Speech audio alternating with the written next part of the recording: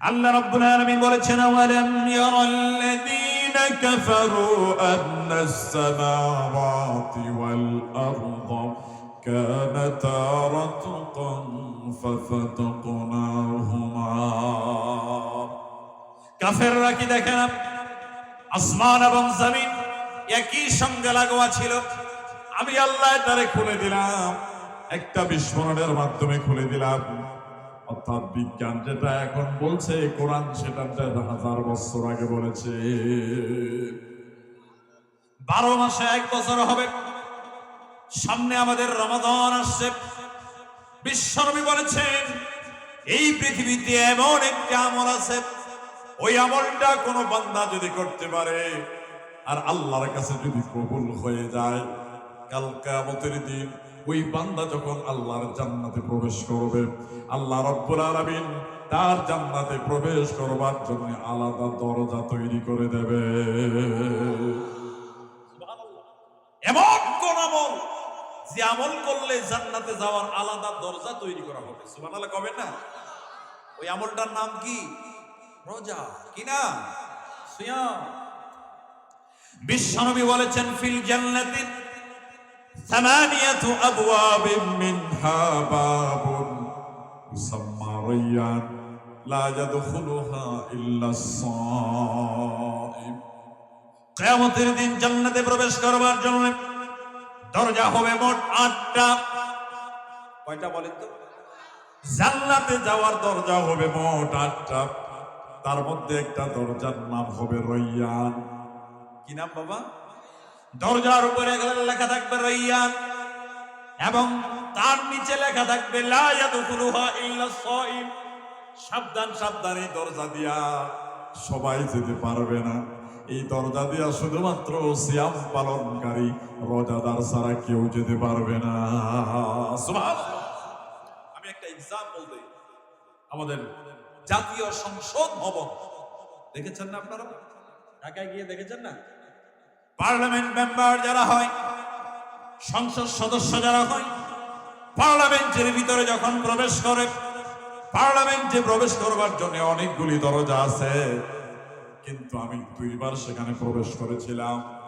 আমি দেখেছি ডান সাইডে স্পেশাল একটা দরজা আছে। ওই দরজার উপরে লেখা আছে only for speaker, prime minister and president. এই দরজা দিয়ে শুধুমাত্র 3 জন ছাড়া কেউ যেতে পারবে না। স্পিকার, প্রধানমন্ত্রী আর প্রেসিডেন্ট। পার্লামেন্টের ভিতরে যারা প্রবেশ করে, জাতীয় সংসদ সদস্য যারা নির্বাচিত হয়, সবাইকে ভিতরে সম্মানিত করা হয়, কিন্তু 3 জন ব্যক্তিকে ভিতরে আলাদা করে সম্মানিত করা হয়েছে। কথা কোন ঠিক না?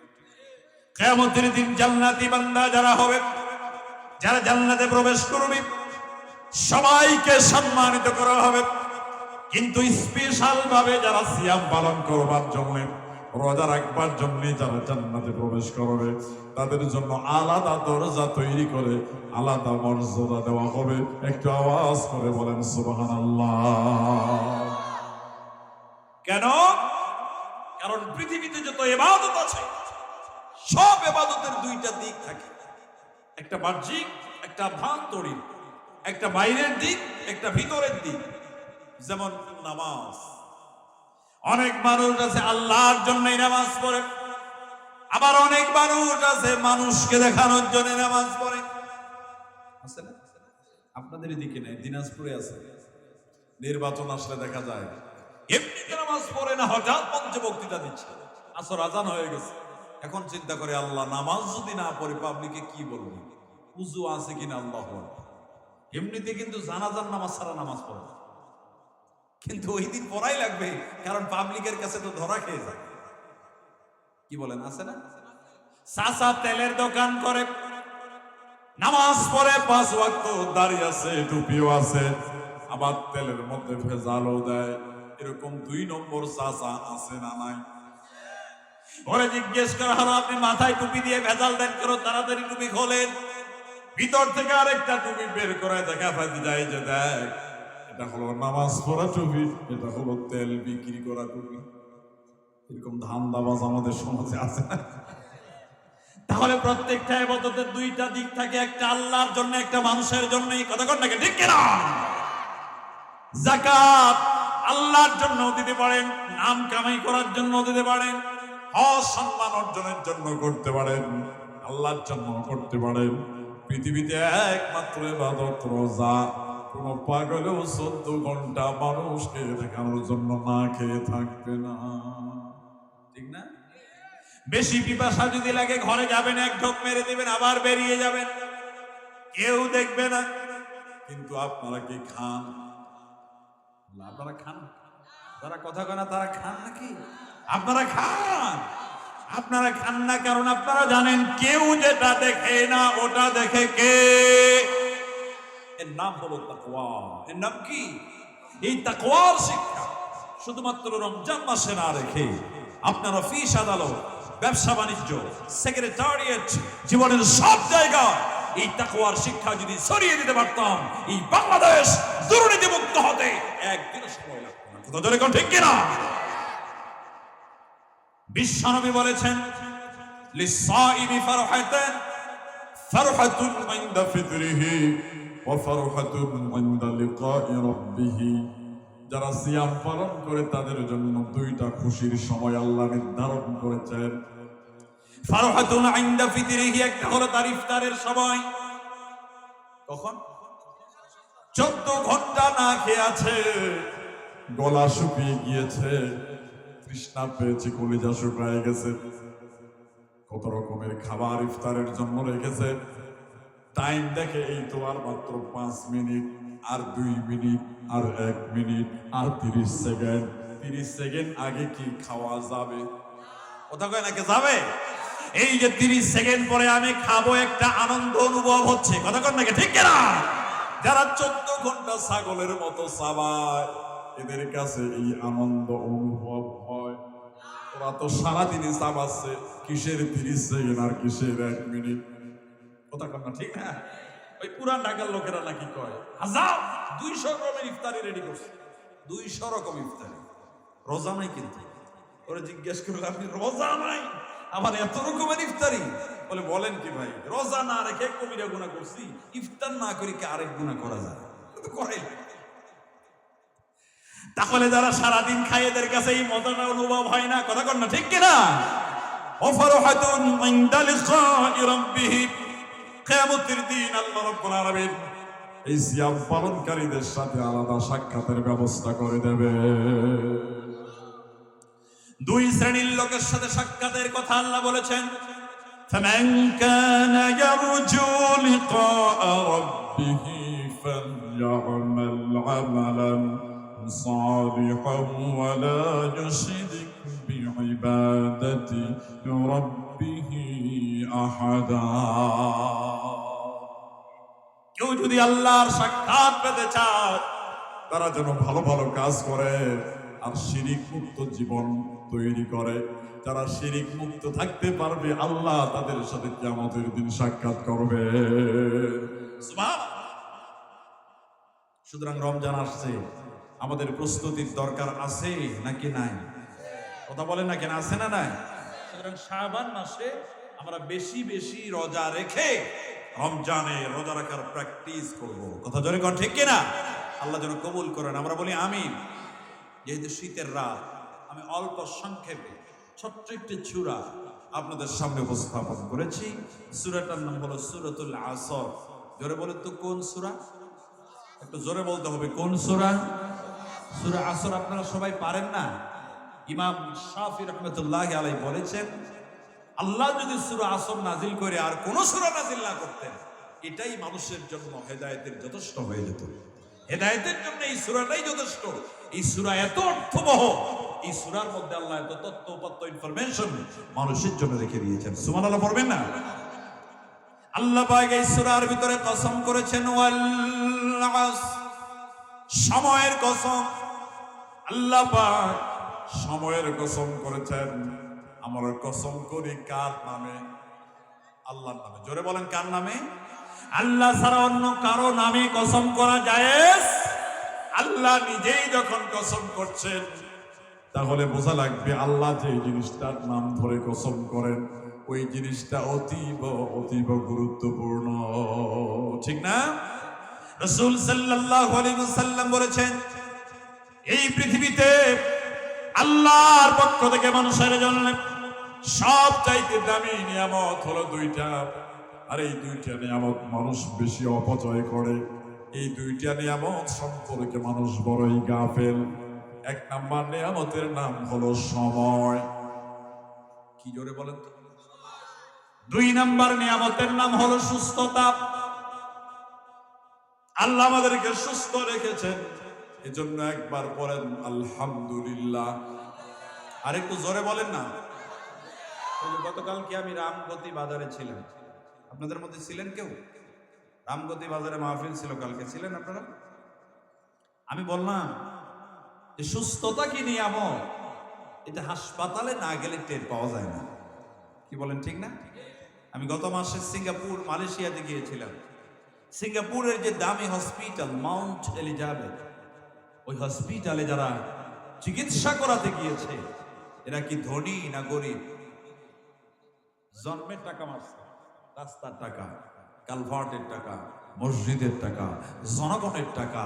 আল্লাহ কয় তোর এমন অসুখ আমি দেব, বাংলাদেশের চিকিৎসা। মারহাবা কবেন না? জালেমের অসুখ হয়েছে, মারহাবাই তো কোয়াতে। ডাক্তার তার বডি চেক আপ করে বলে দিয়েছে, স্যার আপনার যে অসুখ হয়েছে, খবরদার আজকে থেকে গরুর গোশত হারাম। গরু কি এরকম অসুখ আছে না? গরু হারাম। ছাগলের ধারের কাছেও যাবেন না, মুরগি শুধু দেখবেন।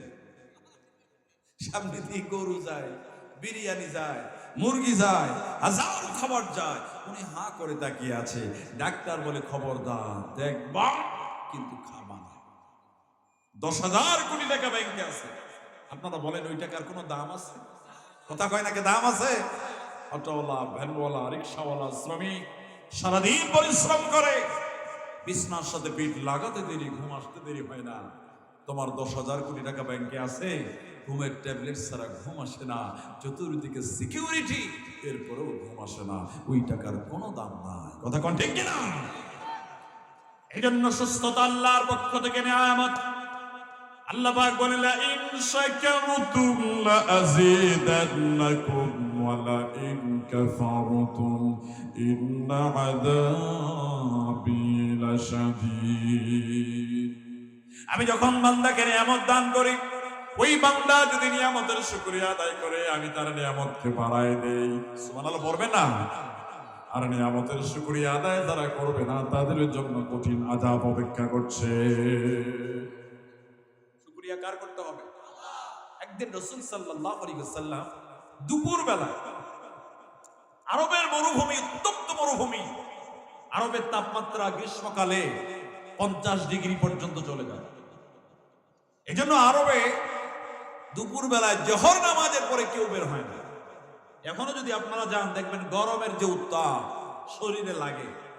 এই জন্য সৌদি আরবের জাতীয় পোশাক হলো জুব্বা, যাতে ওই উত্তাপটা শরীরে না লাগে। এই জন্য তারা মাথা ঢেকে রাখে এবং টাকনু পর্যন্ত জুব্বা নামায় দেয়, মোটা কাপড়। আমাদের দেশের এক মূর্খ লোক সৌদি আরবে কাজ করতে গেছে, 5 বছর পর যখন বাংলাদেশে আসছে, চায়ের দোকানে বসে বসে আলাপ করছে। ওরে জিজ্ঞেস করছে একজন ভাই, সৌদি আরবে তো গেলা, বাংলাদেশের সাথে কি কি মিল দেখলা আর কি কি পার্থক্য দেখলা, একটু বলবা? বলবে, মিল আমি তেমন কিছু পাই না, তবে একটা জিনিসের মিল আমি পেয়েছি। সৌদিতে গিয়ে দেখলাম যে ওরাও বাংলাতে আজান দেয়। কিসে আজান দেয়?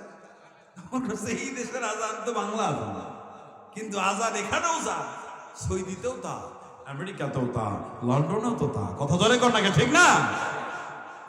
আরেকটা জিনিসের পার্থক্য আমি দেখেছি আমার দেশের হুজুররা এরা ওপেন সিগারেট খায় না। সৌদি আরবে গিয়ে দেখলাম বড় বড় হুজুর, ওরা বিড়ি খাচ্ছে। ও মনে করছে জুব্বা পরছে, ওই দেশের সমস্ত শ্রমিক সাধারণ মানুষ সবাই তো জুব্বা পরে।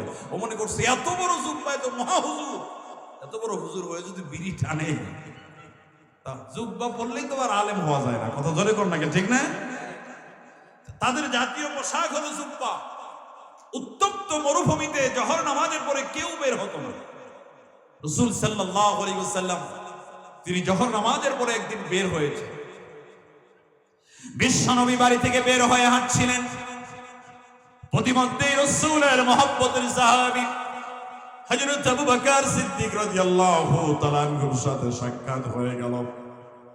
হযরত আবু বকর ডেকে বলে, ইয়া রাসূলুল্লাহ, ইয়া হাবিবাল্লাহ, দুপুরবেলা আরবের মানুষগুলি গরমের জন্য কেউ বের হয় না, উত্তপ্ত মরুভূমি, আপনি বাড়ি থেকে বের হয়ে কোথায় যাচ্ছেন?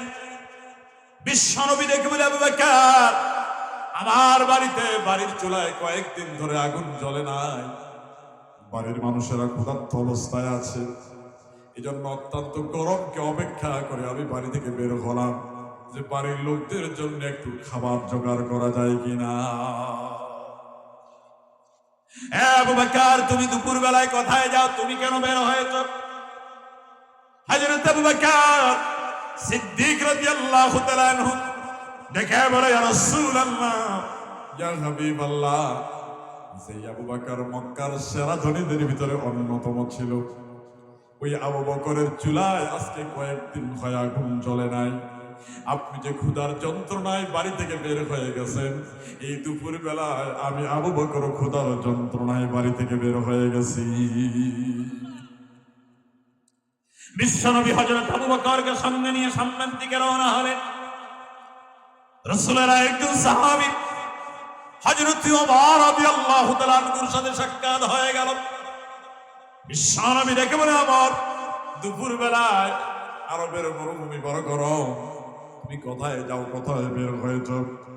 হযরত ওমর বলে, ইয়া রাসূলুল্লাহ, কয়েকদিন হয় বাড়িতে কোনো খাবার নাই, এজন্য সবাইকে বাড়িতে রেখে গরমকে অপেক্ষা করে আমি একটু বের হলাম, কোনো খাবার জোগাড় করা যায় কিনা। কিন্তু আপনারা কোথায় যাচ্ছেন? বিশ্বনবী দেখে বলে, ওমর, যে ক্ষুধার যন্ত্রণা তোমাকে বাড়িতে থাকতে দেয় না, একই ক্ষুধার যন্ত্রণা আমাদের কেউ বাড়িতে থাকতে দেয় নাই। আল্লাহ নবী দুইজন সাহাবীকে সঙ্গে নিয়ে সামনের দিকে রওনা হলেন। প্রতিমধ্যেই আবু আইয়ুব আনসারী রাদিয়াল্লাহু তাআলা আনহুর বাড়িটা পড়ে গেল। আবু আইয়ুব আনসারী বাড়ির ভিতরে বিশ্বনবী দুইজন মেহমানকে সাথে নিয়ে প্রবেশ করেছেন। আবু আইয়ুব আনসারী তিনি খেজুর বাগানে কাজ করছিলেন। তাকে কে যেন খবর দিয়ে দিল, আবু আইয়ুব আনসারী, বিশ্বের শ্রেষ্ঠ মেহমান বিশ্ব নবী মুহাম্মদ রাসূলুল্লাহ তোমার বাড়িতে গেছে। আবু আইয়ুব আনসারী বাগান থেকে জলদি করে বাড়িতে ফিরে আসলেন। বিশ্ব নবীর সামনে খেজুর পরিবেশন করে দেওয়া হলো। 3 প্রকারের খেজুর, পাকা খেজুর, কাঁচা খেজুর, আধা পাকা খেজুর, 3 প্রকারের খেজুর বিশ্ব নবীর সামনে পরিবেশন করে দেওয়া হলো। আল্লাহর নবী নাকি বলেন, আবু আইয়ুব আনসারী রে, আমার সামনে 3 প্রকারের খেজুর তুমি কেন পরিবেশন করেছ? 1 প্রকারের খেজুর দিলেই তো তুমি পারতে। আবু আইয়ুব আনসারী দিকে বলি, ইয়া রাসূলুল্লাহ, ইয়া হাবিবাল্লাহ, আপনি তো রাহমাতুল লিল আলামিন। আমি জানি বিশ্ব নবী মুহাম্মদ রাসূলুল্লাহ সাল্লাল্লাহু আলাইহি ওয়াসাল্লাম যদি কোনো খাবারের মধ্যে হাত লাগায়, ওই খাবারটার ভিতরে আল্লাহ রাব্বুল আলামিন বরকত দিয়ে ভরপুর করে দেয়। ওগো আল্লাহর নবী, আমার বাগানে 3 প্রকারের খেজুরি আছে, ওই 3 প্রকার খেজুর আপনার সামনে আমি পরিবেশন করে দিলাম। আমি আশা করছি আপনি 3 প্রকার খেজুরে একটু একটু করে হাত লাগাবেন।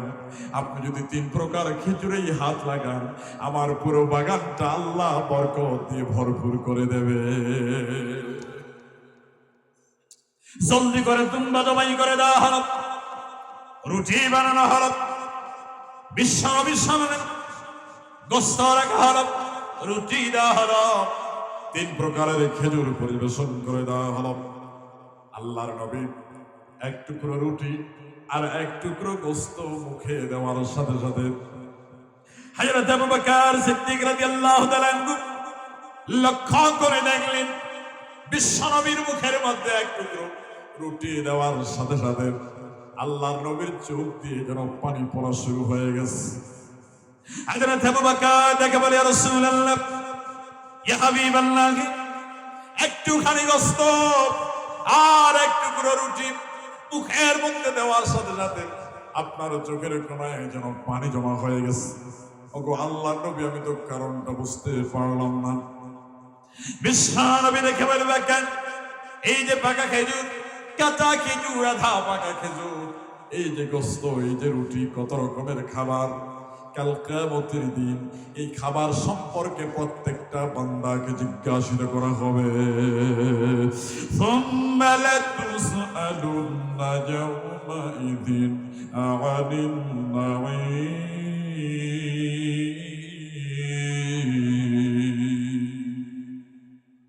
প্রত্যেকটা নিয়ামত সম্পর্কে আল্লাহর কাছে জিজ্ঞাসিত হওয়া লাগবে।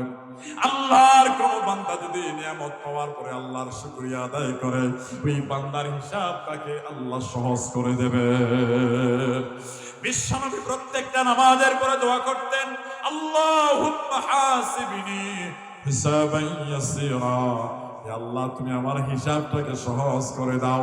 আল্লাহ যদি সহজ করে না দেন, আমরা সবাই ধরা খেয়ে যাব। কথা কম না, ঠিক না? আমাদের এমন কোন আমল নাই যে আল্লাহর সামনে আমরা পেশ করতে পারি। এই জন্য বেশি বেশি পড়বেন নামাজের পরে, আমার সাথে পড়েন, আল্লাহুম্মা হাসিবনি হিসাবান ইয়াসিরা। পড়বেন তো? আল্লাহ হিসাবকে সহজ করে দাও। এই জন্য আমাদেরকে বেশি বেশি শুকরিয়া আদায় করতে হবে। কার? আল্লাহ পাক বলেছেন, ওয়া ইন তাউদ্দু নি'মাতাল্লাহি লা তুহসুহা। এত বেশি নিয়ামত আমি তোমাদেরকে দান করেছি, গুনে গুনে আমার নিয়ামত তোমরা শেষ করতে পারবে না। অসংখ্য নিয়ামত এই জগৎকে ভরপুর করে দিয়েছেন। আপনি যেটা চান, যেটা প্রয়োজন আপনার, আপনি চাওয়ার আগেই আল্লাহ পাক আপনার প্রয়োজনটাকে মিটাই দিয়েছেন। কথা কোন ঠিক না? এই জন্য রাসূল বলেছেন, সুস্থতা এবং সময়, ওয়াল্লাহ, সময়ের কসম আল্লাহ করেছেন। সময়টা অতীব গুরুত্বপূর্ণ। কেন? স্বামী স্ত্রী যখন সহবাস করে, স্বামী স্ত্রী যখন মিলন ঘটে যায়, একটু কান লাগান, ভালো করে লক্ষ্য করেন সময়টা কেন দামি। কোরআন বলছে, সুম্মা জাআলনাহু নুতফাতান ফি করারিন মাকিন। মায়ের পেটের ভিতরে সুরক্ষিত ফলকে, ইনসেন্টিভ কেয়ার ইউনিটের ভিতরে এক ফোঁটা পানিকে আমি আল্লাহ পাক সংরক্ষণ করে রেখে দেই। এই পানিটাকে আল্লাহ পাক কি করেন, ভালো করে শোনেন। কোরআন বলছে, সুম্মা খালাকনান নুতফাতা আলাকাতান ফাখালাকনাল আলাকাতা মুদগাতান ফাখালাকনাল মুদগাতা ইযামান ফাকাসাওনাল ইযামা লাহমা। একটু আওয়াজ করে বলেন, আল্লাহু আকবার। কোরআন শুনলে ঈমান বাড়ায় কে? ঈমানদারের ঈমান কে বাড়িয়ে দেয়? সবাই কোরআন শুনলে হেদায়েত পায় না। কারণ আবু জাহাল কোরআন শুনেছে, আবু বকর কোরআন শুনেছে। কথা কোন না? আবু বকর কোরআন শুনে দুনিয়াতে জান্নাতের সার্টিফিকেট পেয়েছে, আর আবু জাহেল কোরআন শোনার পরও জাহান্নামের কীট হয়েছে। কথা কোন? আল্লাহ পাক বলেন, কারা কোরআন শুনলে হেদায়েত পায়? আল্লাযীনা ইয়াসতামিউনাল কাওলা ফায়াত্তাবিউনা আহসানা أولئك الذين هداهم الله وأولئك هم أولو الألباب। কোরআন শোনার পরে যারা ভালো জিনিসটাকে তাদের জীবনে গ্রহণ করে, আমল কোরআন নিয়তে যারা কোরআন শোনে, আল্লাহ পাক নিজেই তাদেরকে হেদায়েতের রাস্তা দেখায় দেয়। সুবহানাল্লাহ। তিরমিজি শরীফের হাদিস, রাসূল সাল্লাল্লাহু আলাইহি ওয়াসাল্লাম বলেছেন, মায়ের পেটের ভিতরে সন্তানের বয়স যখন 43 মানে 4 মাস হয়ে যায়। কয় মাস? আওয়াজ করে বলেন না, কয় মাস? যখন 4 মাস হয়ে যায়, আল্লাহর পক্ষ থেকে একদল ফেরেশতা মায়ের পেটের ভিতরে নাজিল হয়ে যায়। কিন্তু খালি হাতে আসে না, রূহে জগৎ থেকে রূহটাকে নিয়ে এসে ওই মায়ের পেটের ভিতরে, মৃত বডিটার ভিতরে রূহটাকে ঢুকায় দেয়, ফুঁকে দেয়। যখন 4 মাস বয়স হয়ে যায়, মায়ের পেটের মধ্যে আপনার আমার জীবনের সঞ্চার ঘটে গিয়েছিল। কয় মাস বয়সে ভাই? 4 মাস। এই দুনিয়াতে জীবন আছে যার, খাবার প্রয়োজন আছে তার, বলেন ঠিক না? আপনার জীবন আছে, আপনি খান, গাছের জীবন আছে, গাছও খায়। কি গাছ খায় না? গাছ খায়। আমাদের দেশে অনেকেই আছে ভেজিটেরিয়ান, নিরামিষ ভোজী। কি ভোজী? ওরা আমিষ খায় না। আমি ওরা জিজ্ঞেস করলাম, ভাই আপনি আমিষ খান না কেন? বলে, ভাই আপনি জানেন না জীব হত্যা মহাপাপ। ওই পাগলে জানে না যে গাছেরও জীবন। কথা কয় না কে? এটা বিজ্ঞান সম্মত। সম্প্রতি আমেরিকার বিজ্ঞানীরা গাছকে কান্না করে, ওই কান্নার আওয়াজ যাতে শোনা যায় এমন একটি যন্ত্র তারা আবিষ্কার করেছে। গাছ যে কান্নাকাটি করে এটা আমরা কেন শুনতে পাই না? কবরের যে আযাব হয় ওই আযাব আমরা কেন শুনতে পাই না?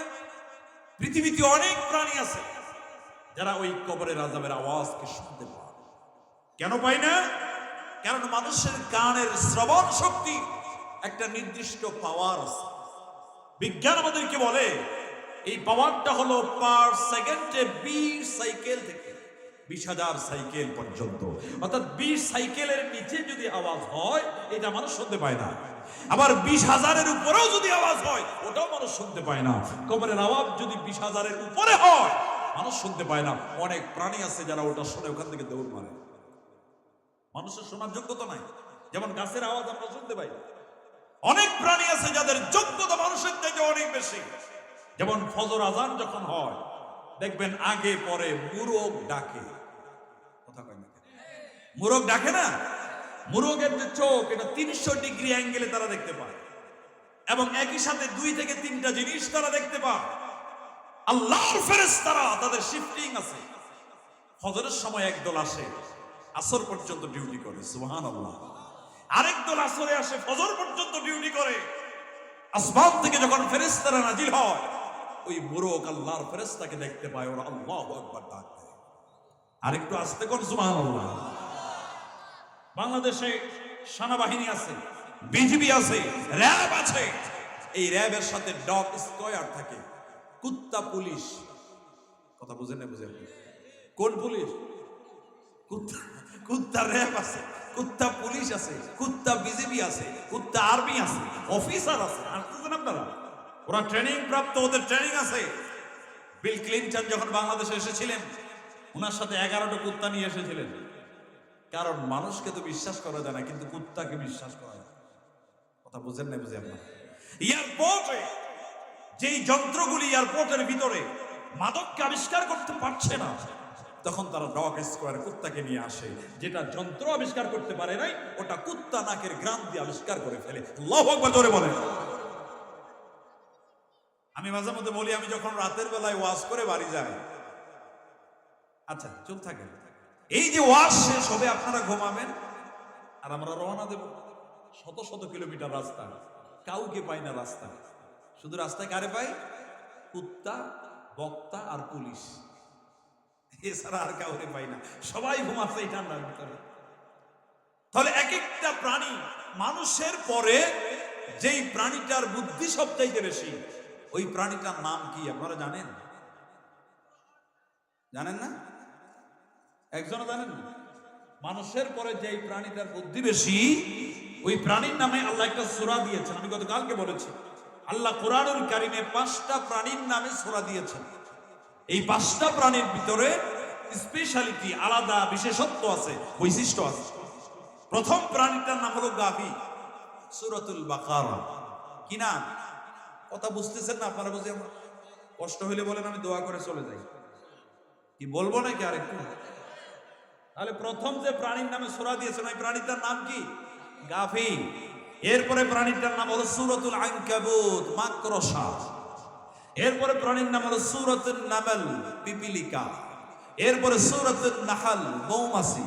এরপরে সূরাতুল ফিল, হাতি। আল্লাহু আকবার। 5টা প্রাণীর নামে আল্লাহ সূরা দিয়ে দিয়েছেন। অপরদিকে 35টা প্রাণীর নাম আল্লাহ কোরআনে উল্লেখ করেছেন এবং বাহিমাতুন আনআম শব্দ ব্যবহার করে গোটা পৃথিবীর সমস্ত প্রাণীকুলকে আল্লাহ ইনক্লুড করেছেন। সুবহানাল্লাহ কবেন না?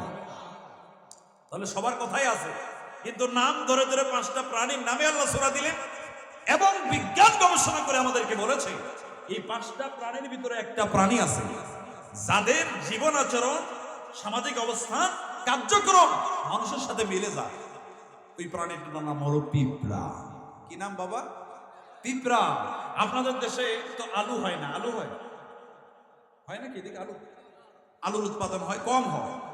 আলু সবচেয়ে বেশি বগুড়া জেলাতে হয়, জয়পুরহাট জেলাতে হয় আমাদের উত্তরবঙ্গে। এবং উত্তরবঙ্গে এই আলুকে সংরক্ষণ করবার জন্য কোল্ড স্টোরেজ আছে। তারা 6 মাস 8 মাসের জন্য আলুগুলি সেখানে ফ্রিজজাত করে। এই যে কোল্ড স্টোরেজ, পিপিলিকা যে বাসা বানায় তাদের বাড়ির ভিতরে কোল্ড স্টোরেজ আছে। সুবহানাল্লাহ কইতে ইচ্ছা করে না? 6 মাস পর্যন্ত খাবারকে তারা সেখানে রিজার্ভ করছে, কিন্তু খাবার নষ্ট হচ্ছে।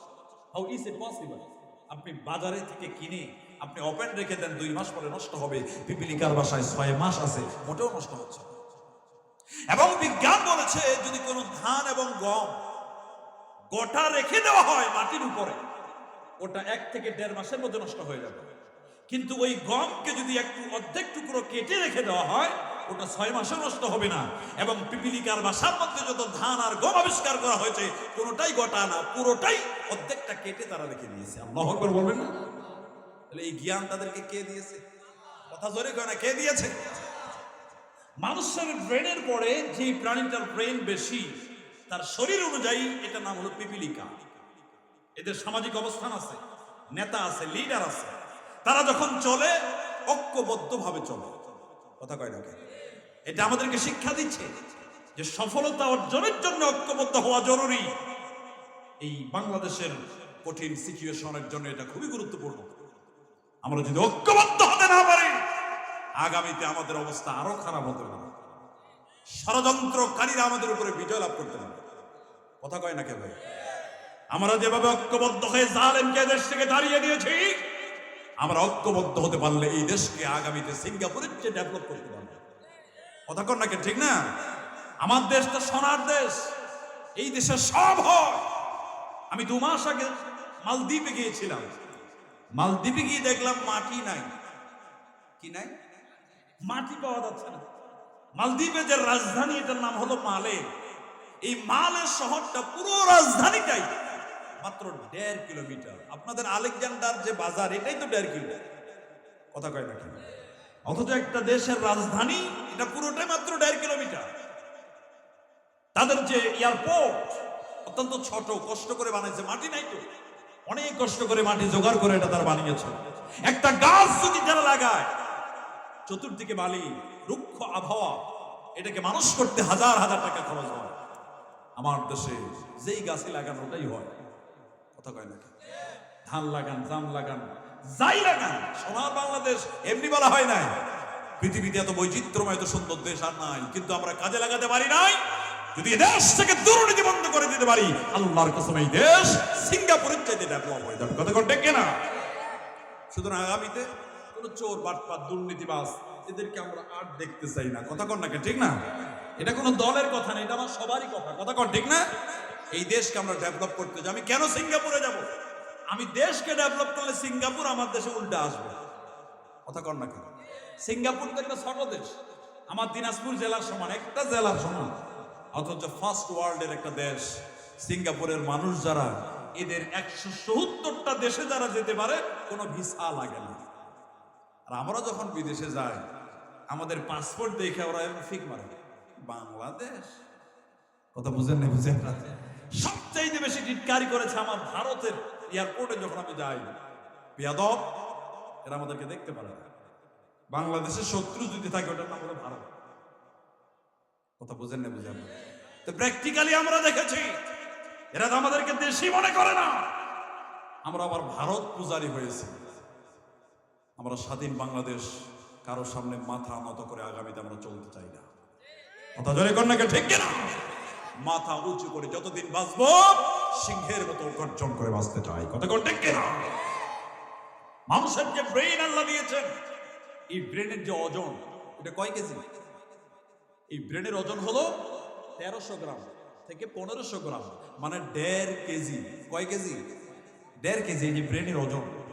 এই ব্রেনের মধ্যে আল্লাহ যে কোষ দিয়েছেন, যে নিউরন দিয়েছেন, পুরুষের মাথার ভিতরে আল্লাহ কোষ দিয়েছেন 2300 কোটি, মানে 2300 কোটি। আল্লাহু আকবার কবেন না? মহিলার মাথার ভিতরে আল্লাহ কোষ দিয়েছেন 1900 কোটি। তার মানে পুরুষের চাইতে মহিলার মাথা কম না বেশি? বেশি বলে কি কম? 400 কোটি। কয় কোটি কম? 400 কোটি। এই জন্য বুঝি মহিলাদের বুদ্ধি কম, ঠিক না? বুদ্ধি কম হইলে 17 বছর দেশ চালাইতে পারে? বুদ্ধি ঠিকই আছে।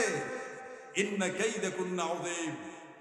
অনেক ক্ষেত্রে মহিলাদের ষড়যন্ত্র বড় ভয়ঙ্কর হয়, যেটা আমরা এখনো দেখতে পাচ্ছি। ভারতে বসে বসে ষড়যন্ত্র করতেছে, কথা কোন ঠিক না? কোনো লাভ নাই। এই জাতি ঐক্যবদ্ধ হতে শিখে গেছে।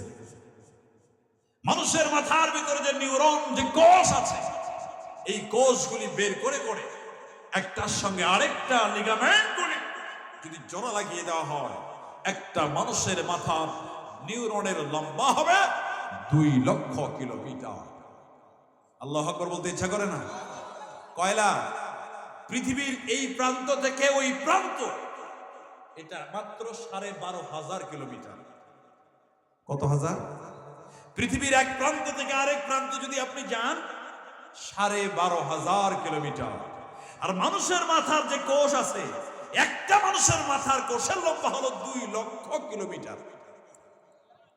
আল্লাহু আকবার, মাথায় ধরছে না? মানে গোটা পৃথিবী 10 বার ঘুরলে আপনার কোষ শেষ হবে না। আল্লাহু আকবার। তাহলে আল্লাহ আপনাকে কত হাজার কোটি টাকার নিয়ামত দিয়েছেন, নিজের বিবেককে প্রশ্ন করেন এবং এই নিয়ামত সম্পর্কে কিয়ামতের দিন আল্লাহর কাছে আপনাকে জিজ্ঞাসিত হওয়া লাগবে, আপনি কি করেছেন? সম্মানিত ভাইরা আমার, মায়ের পেটের ভিতরে সন্তানের বয়স যখন 43 মানে 4 মাস হয়ে যায়, আল্লাহর পক্ষ থেকে ফেরেশতারা রূহটাকে ফুঁকে দেয়।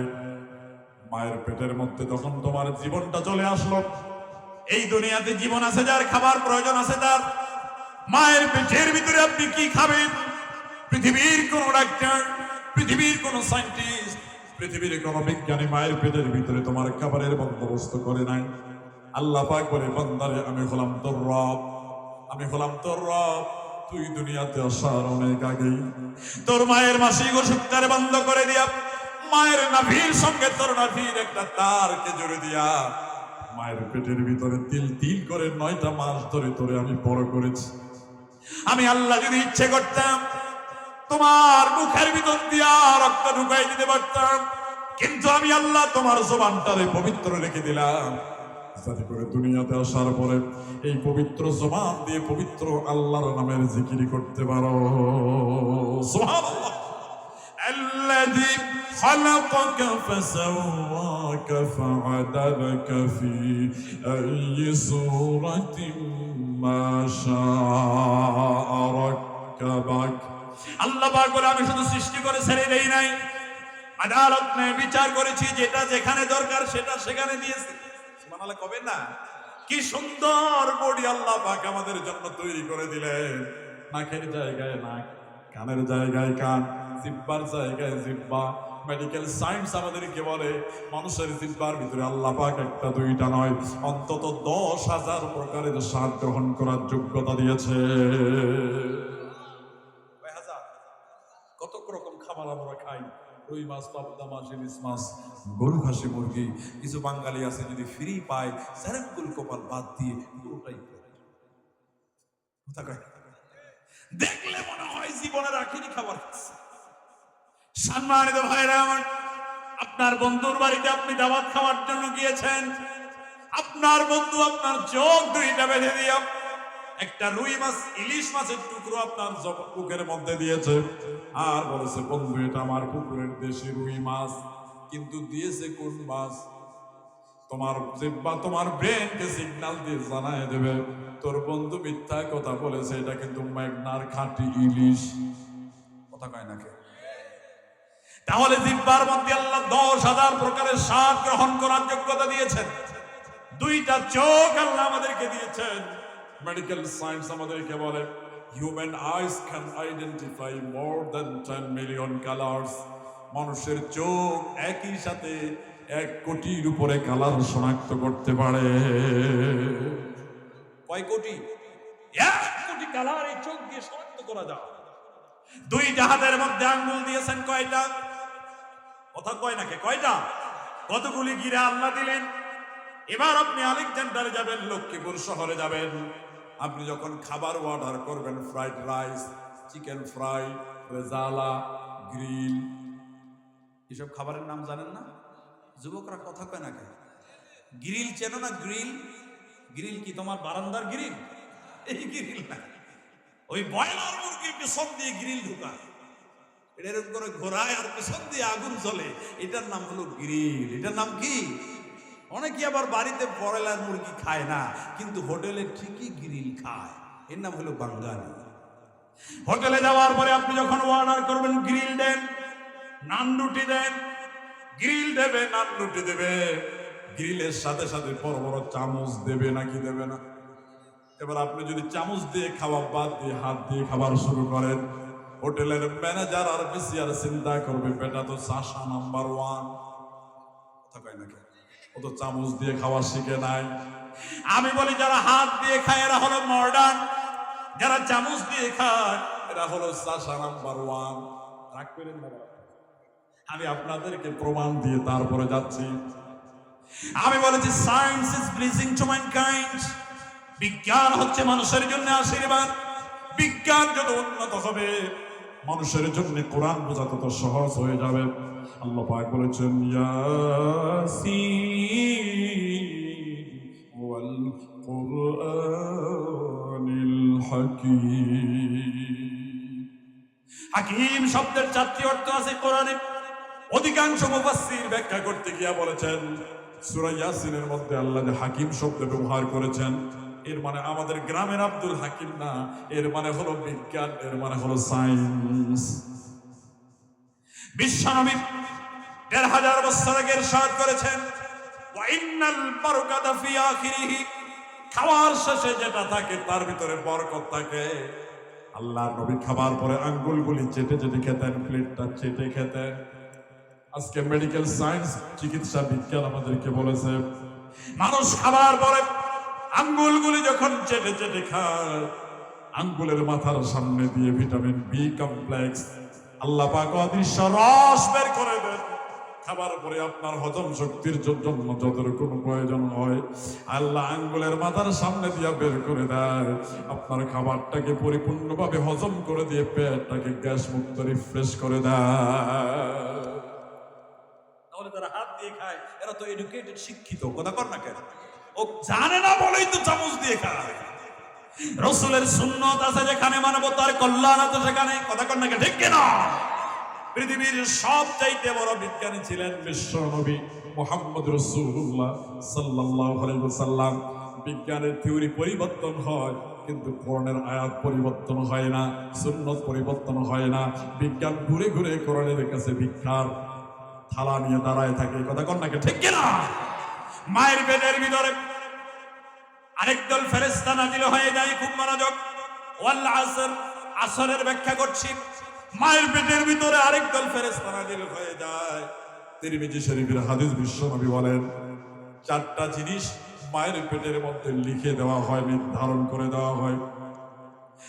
1 নম্বর হলো তার হায়াত, 1 নম্বর হলো তার সময়। ওয়াল আসর, আল্লাহ সময় কসম করেছে, মায়ের পেটের ভিতরে তোমার সময়কে লিপিবদ্ধ করে দেওয়া হয়েছে। এই দুনিয়াতে যাওয়ার পরে কত বছর, কত মাস, কত দিন, কত ঘন্টা, কত মিনিট, কত সেকেন্ড বাজবে, মায়ের পেটের মধ্যে লিপিবদ্ধ করে দেওয়া হয়ে গেছে।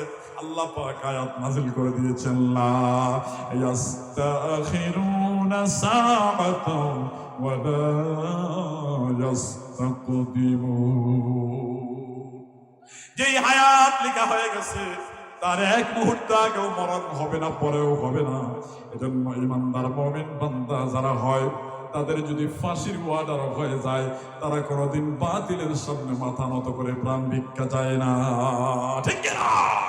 কারণ জীবন আর মরণের মালিক কে? ঈমানের প্রশ্ন একটু জোরে বলতে হবে, কে? আল্লাযী খালাকাল মাউতা ওয়াল হায়াতা লিয়াবলুয়াকুম আইয়ুকুম আহসানু আমালা। আল্লাহ পাক বলেন, জীবন আর মরণ আমি আল্লাহ সৃষ্টি করেছি। মায়ের পেটের মধ্যে যেহেতু সময় লিখা হয়ে গেছে, হায়াতটা লিখা হয়ে গেছে, বরফের মতো করে আমাদের হায়াত গুলি চলে যাচ্ছে। এজন্য সময়ের চাইতে দামি জিনিস আমাদের কাছে আর কিচ্ছু নাই। এজন্য আল্লাহ কসম করেছেন ওয়াল্লাস। মায়ের পেটের মধ্যে আরেকটা জিনিস লিপিবদ্ধ করা হয়, সেটার নাম হলো রিজিক। কি নাম ভাই? আপনাদের আজকে 11ই জানুয়ারি 2026, আপনাদের এই মাদ্রাসায় আসবো, কি কি খাবো, কতটুকু খাবো, মায়ের পেটের মধ্যে থাকা অবস্থায় আল্লাহ লিপিবদ্ধ করে দিয়েছেন। পৃথিবীতে এমন কোন শক্তি নাই যে আমার রিজিককে বন্ধ করে দিতে পারে, ঠিক না? রয়্যাল বেঙ্গল টাইগার কোথায় থাকে? কোথায়? সুন্দরবনে থাকে।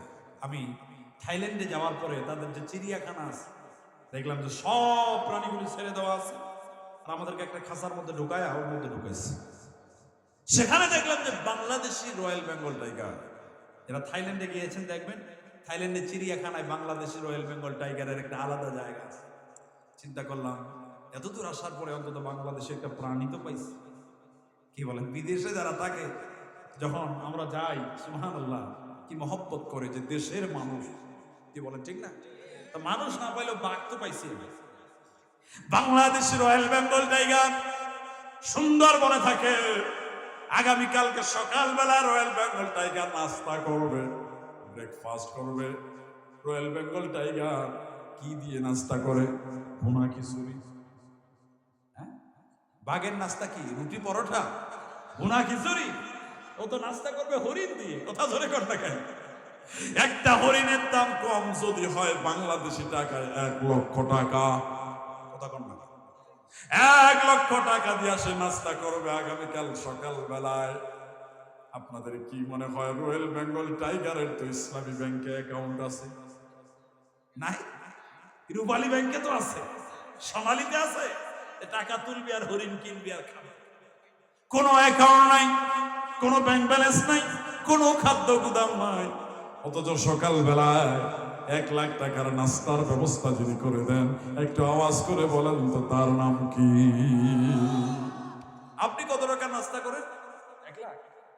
আপনি এত চিন্তা করেন কিসে? রিজিকের মালিক কে? জোরে বলেন তো। এমন তিমি আল্লাহ সৃষ্টি করেছেন যারা এক বেলায় 3 টন খাবার খায়। ওই তিমির কোনো খাদ্য গুদাম নাই, কোনো ব্যাংক ব্যালেন্স নাই। অথচ দেখবেন বনের বাঘের চেহারা ভালো না, খাসার বাঘের চেহারা ভালো।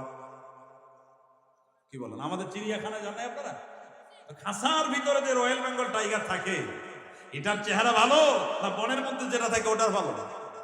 বনের মধ্যে যেটা থাকে সেটার ভালো।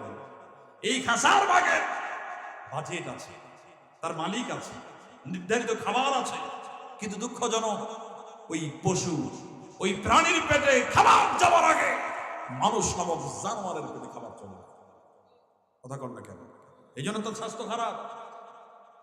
এই পৃথিবীর মহাসাগর সবচাইতে বড় যেটা, এটার নাম কি? হ্যাঁ, প্রশান্ত মহাসাগর। পৃথিবীর 3 ভাগের 1 ভাগই হলো প্রশান্ত মহাসাগর। এরপরে Atlantic. If you want to fly from the Heathrow International Airport in London, by the fastest passenger plane in the world is Concorde, to reach in Washington DC, the capital of United States of America. আপনি যদি লন্ডনের Heathrow airport থেকে উড়াল দেন, পৃথিবীর দ্রুতগামী বিমান কনকোর্ড, যেটা ঘন্টায় 1000 কিলোমিটার বেগে যায়, এই বিমানটা নর্থ আটলান্টিক, উত্তর আটলান্টিককে আড়াআড়ি ভাবে পাড়ি দেয়। পাড়ি দিতে সময় লাগে 4 ঘন্টা।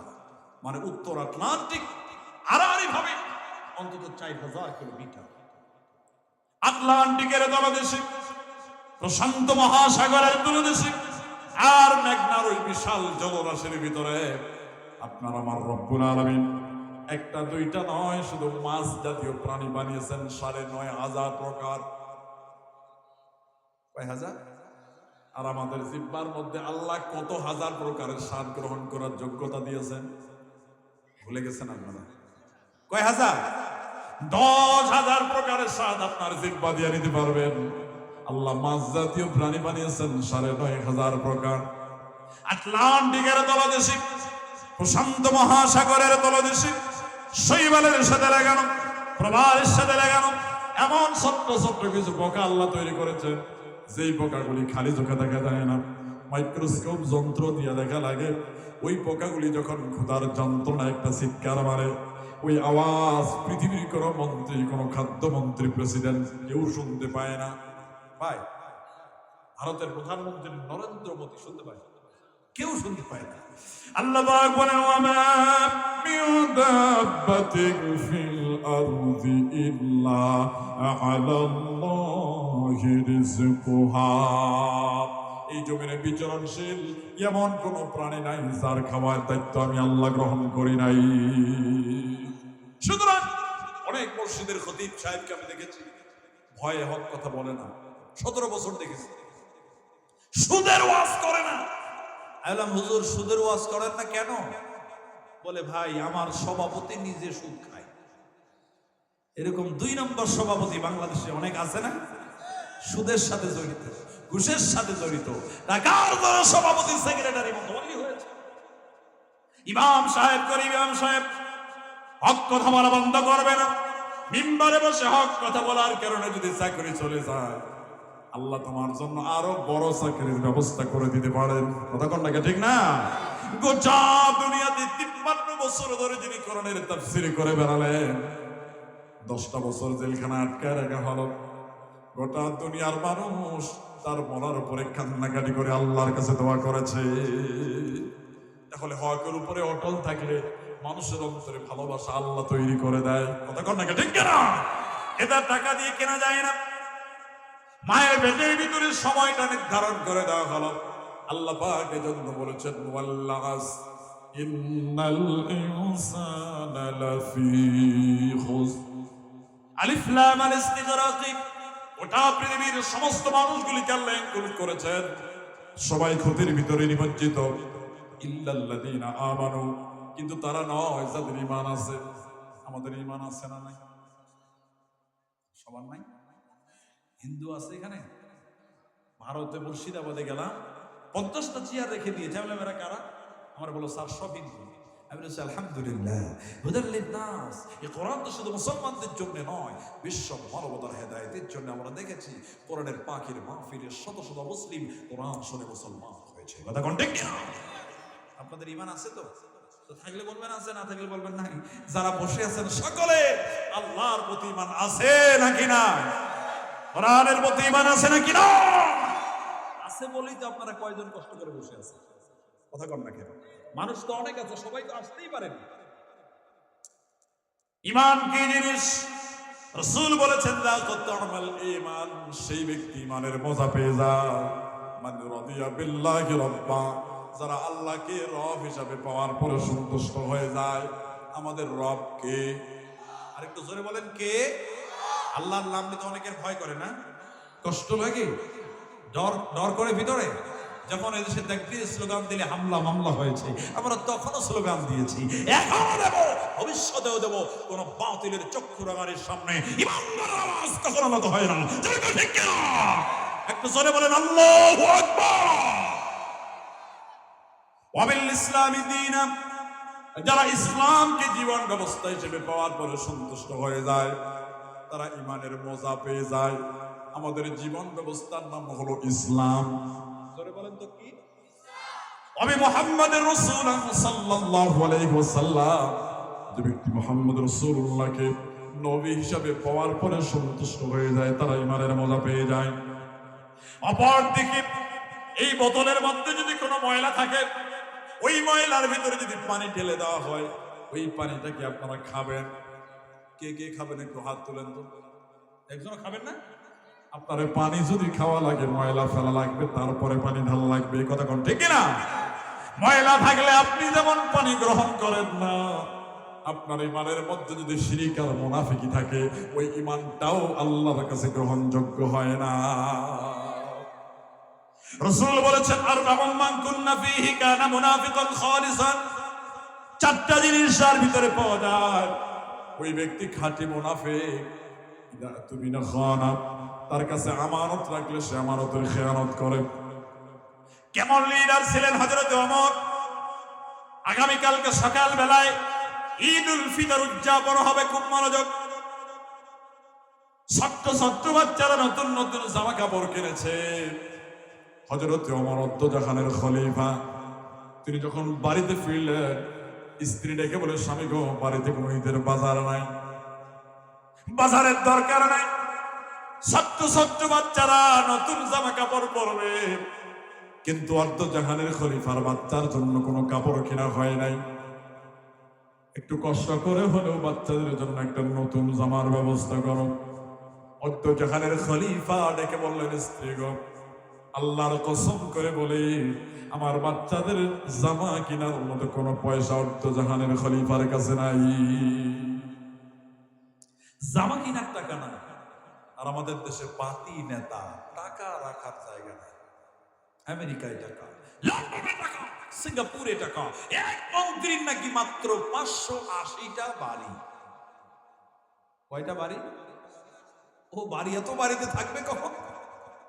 আমি বললাম, স্যার এত বাড়ি দিয়ে কি হবে? আমার বলে, হুজুর আপনি বুঝবেন না, সমস্যা যদি হয় আমেরিকাতে যাব, আমেরিকার সমস্যা হলে লন্ডনে যাব, লন্ডনের সমস্যা হলে সিঙ্গাপুরে যাব। আমি বললাম, নেতাজি শোনো শোনো, আমেরিকা, লন্ডন, সিঙ্গাপুর, মালয়েশিয়া এইসব দেশেও কিন্তু আজরাইল যায়। কথা কয় না, আজরাইল যায় না? আজরাইল আসলে বলে পালানোর কোনো জায়গা কিন্তু খুঁজে পাবা না। হযরত ওমরের স্ত্রীকে বলে, স্বামী গো, কারো কাছে টাকা ধার করো। উনি চিন্তা করলেন কার কাছে টাকা ধার করা যায়, কারো অবস্থা তো তেমন ভালো না। এবার প্রেসিডেন্ট জাহানের খলিফা হযরত ওমর একটা চিঠি লিখলেন। কার কাছে চিঠি লিখলেন? সেই জামানার তার মন্ত্রণালয়ের অর্থমন্ত্রী হযরত আবু উবাইদা রাদিয়াল্লাহু তাআলা আনহুর কাছে একটা চিঠি লিখলেন। প্রেসিডেন্টের পক্ষ থেকে অর্থমন্ত্রীর কাছে চিঠি যাবে, তিনি অনুরোধ করে লিখলেন, আবু উবাইদা, আমি খলিফা ওমর বলছি, আগামীকালকে ঈদের কোনো বাজার আমার বাড়িতে নাই, আমার বাচ্চাদের কোনো জামা কাপড় নাই। তোমার কাছে আমার অনুরোধ রইল, অনুরোধ রইল, 1 মাসের অগ্রিম বেতন যদি তুমি আমাকে পাঠায় দাও, আমি একটু ঈদের বাজারটা করতে পারি, তুমি কি দিবে নাকি? প্রেসিডেন্টের পক্ষ থেকে চিঠি চলে গেল অর্থমন্ত্রীর কাছে। অর্থমন্ত্রী চিঠি পাওয়ার পরে চোখের পানি ছেড়ে আল্লাহর কাছে দোয়া করে, আল্লাহ, কি নেতা, কি লিডার আমরা পেয়েছি গরম। 1 মাসের অগ্রিম বেতন তিনি দিলেন না। একটা পাল্টা চিঠি লিখে ওমরের বাড়িতে পাঠিয়ে দিলেন। হযরত ওমরের কাছে টাকা যাওয়ার পরিবর্তে একটা পাল্টা চিঠি গিয়েছে। হযরত ওমর চিঠিটা খোলার পরে তিনি পড়া শুরু করলেন। অর্থমন্ত্রী আবু উবাইদা চিঠি লিখেছে, ওমর, খলিফা ওমর, 1 মাসের অগ্রিম বেতন তুমি আমার কাছে চেয়েছ। তুমি যেহেতু প্রেসিডেন্ট আর আমি মন্ত্রী, তুমি যদি ইচ্ছে করো আমাকে অর্ডার করার ক্ষমতা রাখো, কিন্তু তুমি তো আমাকে অর্ডার করো নাই, আমাকে অনুরোধ করেছ। সুবহানাল্লাহ কবেন না? অর্ডার আর অনুরোধ এক জিনিস। উনি কি করেছেন? অনুরোধ করেছেন, মানে দায়টা অর্থমন্ত্রীর উপরে চাপাই দিয়েছে। সুবহানাল্লাহ কবেন না? হযরত ওমর প্রেসিডেন্ট হওয়ার পরেও অর্থমন্ত্রীকে কোনো অর্ডার করলেন না। তিনি যদি অর্ডার করতেন 1 মাসের কেন 10 মাসের বেতন দিতে তিনি বাধ্য, কিন্তু তিনি অর্ডার করেন না। কিয়ামত পর্যন্ত গোটা পৃথিবীর সমস্ত নেতাদেরকে শিক্ষা দিয়ে গেছেন, ও দুনিয়ার লিডাররা, শোনো শোনো, ক্ষমতা থাকলেই সব জায়গায় ক্ষমতা দেখাতে হয় না। আমাদের কিছু নেতা আছে, পাতি নেতা, বলে তুমি কেডা, আমরা চেনো না? আমি মন্ত্রীর খালাতো ভাইয়ের বড় ছেলের বড় তোলা ভাই, ছোট শালীর বড় ছেলের ছোট ভাই। ওরে বাবা, নেতা! হযরত ওমর অনুরোধ করে চিঠি লিখলেন। অর্থমন্ত্রী লিখে পাঠিয়েছেন, আমার অর্ডার করলে 10 মাসের বেতন দেব, কিন্তু যেহেতু অনুরোধ করেছো, আমার উপরে দায়টা চাপায় দিয়েছো যাতে আমি দিয়ে দেই তোমার, কিন্তু আমি যে তোমার টাকা দেব, এই টাকাগুলি তো আমার না, এটা তো জনগণের টাকা। সুবহানাল্লাহ বলতে ইচ্ছা করে না? আমি যদি তোমাকে 1 মাসের বেতন অগ্রিম দিয়ে দেই, তাহলে 2টা শর্ত, 2টা ওয়াদা আমার সাথে করা লাগবে। 1 নম্বর ওয়াদা হলো এক মাসের অগ্রিম বেতন যদি আমি তোমার কাছে পাঠায় দেই, আমারে ওয়াদা দেওয়া লাগবে যে আগামী মাসের 30 তারিখ পর্যন্ত তুমি জীবিত থাকবে, গ্যারান্টি দেওয়া লাগবে। কারণ এক মাসের বেতন যদি আমি পাঠায় দেই আর 30 তারিখের আগে যদি তুমি দুনিয়া থেকে বিদায় হয়ে যাও, যেহেতু আমার উপরে দায়টা চাপাই দিয়েছ, কাল কিয়ামতের দিন এই আবু উবাইদাকে আল্লাহ আদালতে কাঠগড়ায় দাঁড় করানো হবে। শুধু 30 তারিখ পর্যন্ত হায়াত পেলেই হবে না, 2 নম্বর ওয়াদা দেওয়া লাগবে। 30 তারিখ পর্যন্ত তুমি যদি হায়াত পাও, তাহলে 30 তারিখ পর্যন্ত দেশের জনগণ তোমার নেতা হিসাবে মানবে, প্রেসিডেন্ট পদে তুমি বহাল থাকবে, এই গ্যারান্টিও আমাদের দেওয়া লাগবে। কারণ ক্ষমতার কোনো বিশ্বাস নাই, আজকে আছে তো কালকে। কি বলে ঠিক না? কত খাবার, সুবহানাল্লাহ, কত রকমের খাবারের আয়োজন করছে, ও যে খাইতে পারবে না দুপুরে এটাও জানে না। কথা কয় নাকি ঠিক না? বুফের রান্না করেছে, না খাইয়া দিল্লি চলে গেছে। তাহলে দুপুরে খাবার খেতে পারবে না এটাও জানে না। কথা কন নাকি ঠিক কিনা? কিসের অহংকার করো তুমি? হযরত ওমর রাদিয়াল্লাহু তাআলা আনহুর কাছে এই চিঠিটা যখন পৌঁছে গেছে, আমাদের প্রেসিডেন্টের বিরুদ্ধে এরকম চিঠি যদি লিখতাম, চাকরি সত্যায় জাহান্নামে চলে যেত। কি নেতা, কি লিডার এরকম একটা চিঠি পাওয়ার পরে কোনো অ্যাকশন গ্রহণ করলেন না, বরং চোখের পানি ছেড়ে দিয়ে আল্লাহর কাছে দোয়া করলেন, আল্লাহ, আমার এতক্ষণে মনে হয়েছে যে একজন যোগ্য ব্যক্তিকে আমি অর্থমন্ত্রীর দায়িত্ব দিয়েছি, আল্লাহ তুমি তাকে হায়াতে তৈয়্যিবা দান করে দাও। সুবহানাল্লাহ। সুতরাং নেফাক মুক্ত ঈমান আমাদেরকে করতে হবে। কথা বলেন ঠিক কিনা? ওয়া আমিলুস সালিহাত, যারা নেক কাজ করেছে, ভালো কাজ করেছে, যারা ক্ষতি থেকে মুক্ত। ওয়াতাওয়াসাউ বিল হক, যারা পরস্পরকে হকের দাওয়াত দিয়েছে। ওয়াতাওয়াসাউ বিস সাবর, এবং ধৈর্য ধারণের উপদেশ দিয়েছে। আল্লাহর কাছে দোয়া করি, আল্লাহ আমাদেরকে খাঁটি ইমানদার হিসাবে কবুল করে নাও। জোরে বলেন, আরেকটু জোরে বলেন, ভালো কাজ করার তৌফিক দাও। জোরে বলেন আমিন।